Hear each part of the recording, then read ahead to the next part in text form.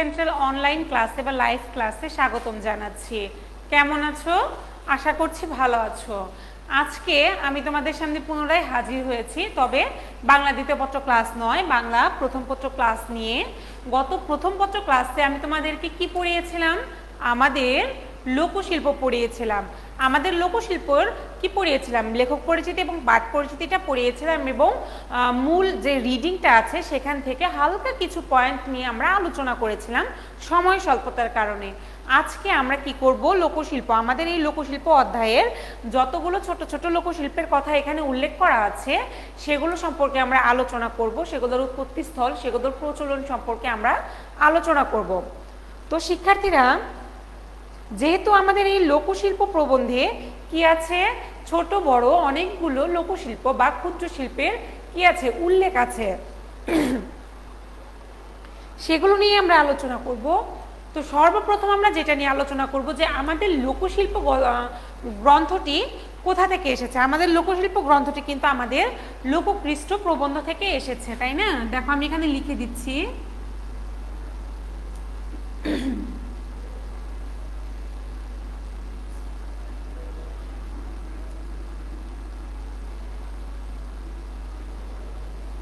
আমাদের লোককৃষ্ট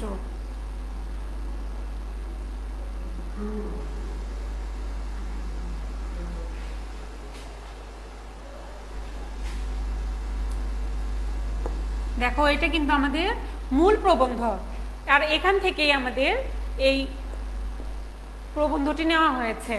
তো দেখো এখানে আমাদের কিছু কিছু পয়েন্ট আছে, যেমন ঢাকাই মসলিন, জামদানি শাড়ি,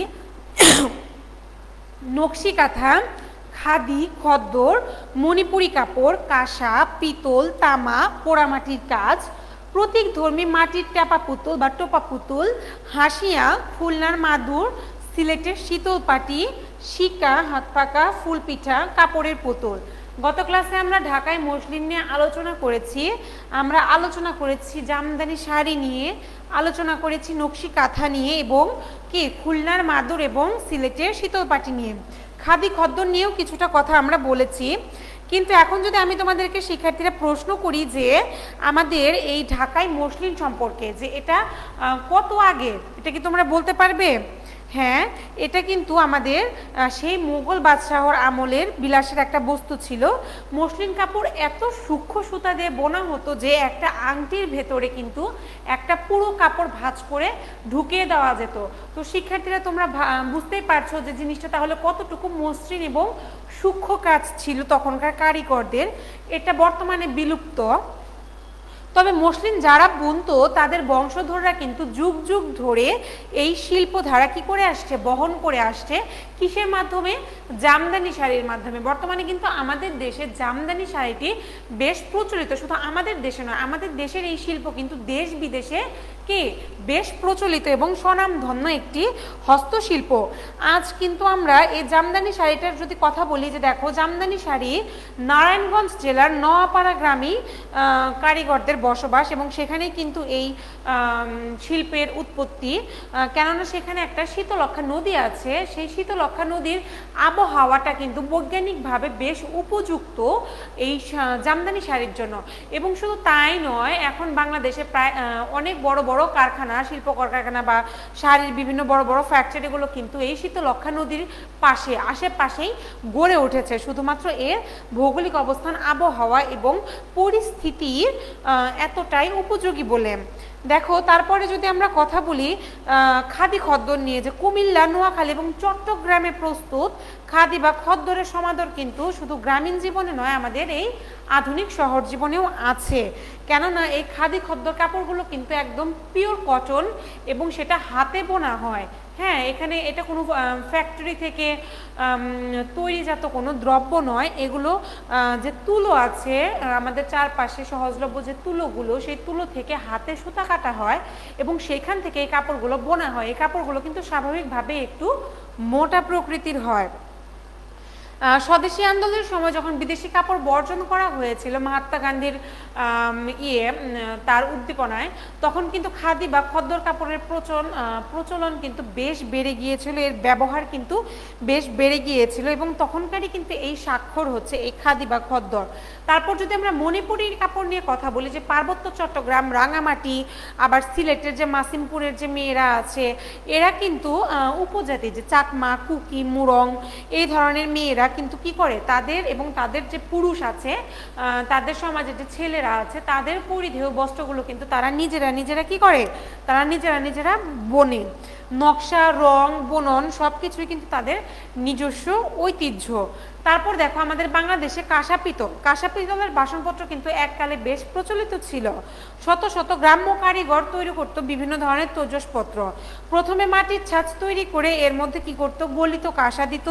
ধীরে ধীরে এই গলিত ধাতু ঠান্ডা হয়ে আসে এবং তারপর এগুলো কি করে, ছাঁচ থেকে বের করে এবং তৈরি হয়ে যায় সুন্দর সুন্দর তৈজসপত্র, গৃহ সাজানোর বিভিন্ন ধরনের সামগ্রী। এগুলো কিন্তু এককালে বেশ প্রচলন ছিল, এখন আর ততটা না থাকলেও কিছুটা প্রচলন আমাদের দেশে এখনো রয়ে গেছে। তারপর তোমাদের সঙ্গে যেটা নিয়ে আমি কথা বলবো শিক্ষার্থীরা, দেখো কাঠের কাজগুলো, যে কাঠের কাজগুলোকে কি বলে, কাঠের কাজগুলোকে কিন্তু হাসিয়া বলে। কাঠের কাজ খুব বেশি শিল্পগুণ আজকাল কিন্তু দেখা যায় না, কেননা অতীতে এর বেশ কিছু নমুনা দেখতে পাওয়া গিয়েছে, আমরা তা অনুমান করেই জানি। দেখো আমাদের যাদের আত্মীয় স্বজনরা গ্রামে আছে, জমিদারি সূত্রে হোক বা বিভিন্ন পোড়া কাজ হোক, বিভিন্ন ভালো সুন্দর ভবন হোক, সেখানে কিন্তু আমরা লক্ষ্য করব যেখানে মানে কাঠের দরজা, কাঠের জানালা, সেখানে সূক্ষ্ম নকশা করা আছে। এইরকম কাজগুলো কিন্তু কাঠের কাজের অন্তর্ভুক্ত, যেগুলোকে কি বলে, এই সূক্ষ্ম সুন্দর কাজগুলোকে কিন্তু হাসিয়া বলে। তোমাদের কিন্তু ছোট প্রশ্ন আসতেই পারে যে হাসিয়া কি, হাসিয়ার কাজের মূল কথাটা কি? হাসিয়ার কাজের মূল কথাটাই কিন্তু কি, কাঠের কাজ, যে কাজের অন্তর্ভুক্ত হয়ে আছে বরিশালের কি, নৌকা। কেননা বরিশালের কাঠের নৌকায় কিন্তু বেশ নিপুণতার ছাপ পাওয়া যায়, খুব সুন্দর নকশা করা। এগুলো তোমরা হয়তো জানো, যেহেতু রিভিশনের পড়াচ্ছি। দেখো খুলনাতে যে মাদুর আছে, সেই মাদুর কিন্তু আমাদের দেশব্যাপী প্রচলিত এবং তার পাশাপাশি হচ্ছে সিলেটের শীতলপাটি। শীতলপাটিটা কেন বলা হয় জানো? এটা বেতেরই বিশেষ একটা অংশ, বিশেষ একটা প্রসেসিংয়ের মাধ্যমে শীতলপাটিটা বানানো হয়, যে শীতলপাটিটা গ্রীষ্মকালে মানে গরমকালে যদি আমরা বিছানায় পেরে শুই, তাহলে কি আমাদের শীতল অনুভূত হয়, দেহের মধ্যে আমাদের ঠান্ডা স্পর্শ বুলিয়ে দেয় এই শীতলপাটি, সেজন্যই কিন্তু এর নাম শীতলপাটি। যদি ঠান্ডা কোনো স্পর্শই আমরা না পাই, তাহলে তার নাম কেনই বা শীতলপাটি হবে বলো? আচ্ছা দেখো আমাদের ঘরে ঘরে কিন্তু এই যে কার যে থাকে বা সিলিং থাকে, বাঁশের সিলিংগুলো, সেখানে কিন্তু শিকা ঝোলানো থাকে, স্পেশালি এগুলো গ্রামে দেখা যায়। সেই শিকাতে কি থাকে জানো?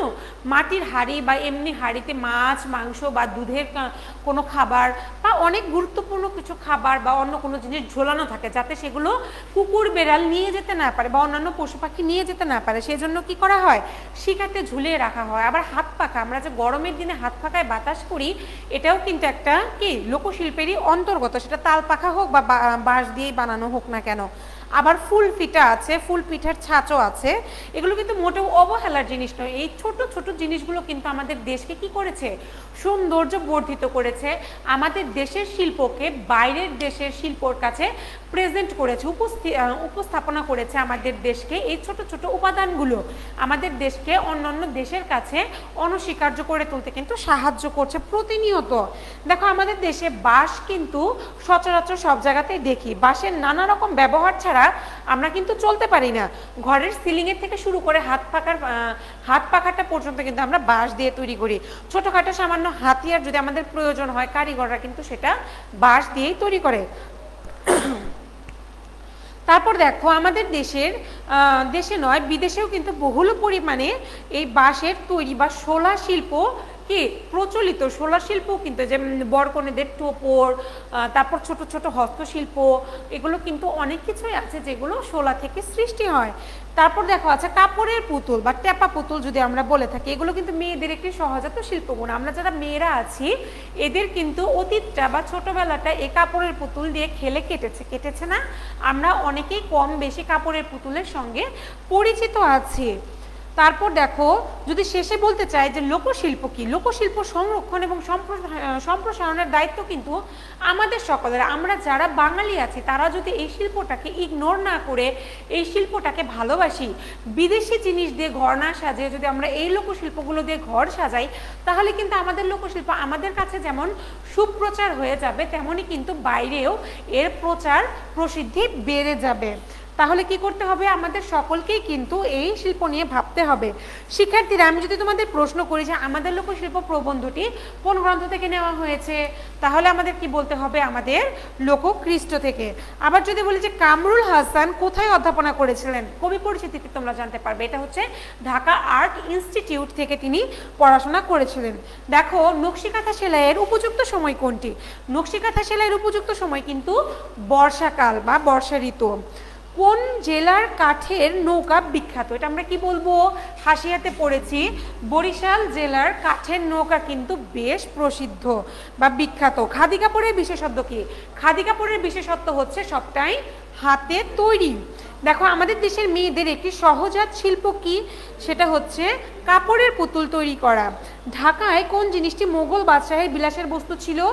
মোগল বাদশাহের বিলাসের বস্তু ছিল ঢাকায় মসলিন শাড়ি। ঢাকার নবাব পরিবার কি দিয়ে শীতলপাটি তৈরি করেছিলেন? এটা কিন্তু আমরা মিস করে গেছি, তাই হোক তোমরা এটা জেনে নাও। ঢাকার নবাব পরিবার কিন্তু হাতির দাঁত দিয়ে শীতলপাটি তৈরি করেছিলেন। মসলিন কাপড়ের বিশেষত্ব কি? মসলিন কাপড়ের বিশেষত্ব হচ্ছে এই কাপড়টি এতই সূক্ষ্ম সুতা দিয়ে বোনা যে এটি একটি অনায়াসে আংটির ভিতর ঢুকে যাবে, এটা খুব মিহি। নকশিকাঁথা সেলাই করতে কম পক্ষে কত সময় লাগতো? 5 থেকে 6 মাস। বর্তমান যুগে গর্বের বিষয় কি বা গর্বের বস্তু কি? বর্তমান যুগে গর্বের বস্তু হচ্ছে জামদানি শাড়ি। তো শিক্ষার্থীরা, এই অধ্যায়টি কিন্তু বেশ বড়, এটা নিয়ে আমরা যতই পড়ি না কেন অধ্যায়টা কিন্তু আমরা একটা করে ক্লাস করে শেষ দিতে পারবো না। অবশ্যই আমাদের অধ্যায়ের কি করতে হবে, রিডিংটা লাইন টু লাইন আমাদের ধরে ধরে পড়তে হবে, তাহলে আমরা এই অধ্যায়টা সম্পর্কে খুব সুন্দরভাবে জেনে নিতে পারবো। দেখা হবে পরবর্তী ক্লাসে, ততক্ষণ পর্যন্ত সকলেই ভালো থাকো, সুস্থ থাকো।